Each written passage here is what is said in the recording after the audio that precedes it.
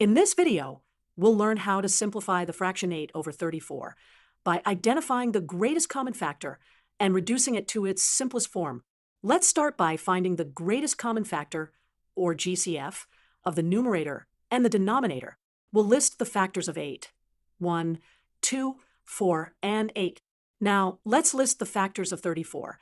1, 2, 17, and 3, 4. The common factors of 8 and 34 are 1 and 2. Therefore, the greatest common factor is 2. This is the largest number that divides into both the numerator and the denominator. To simplify the fraction, we'll divide both the numerator and the denominator by the greatest common factor.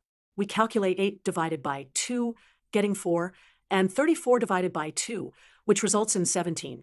This gives us the simplified fraction of 8 over 34 as 4 over 17.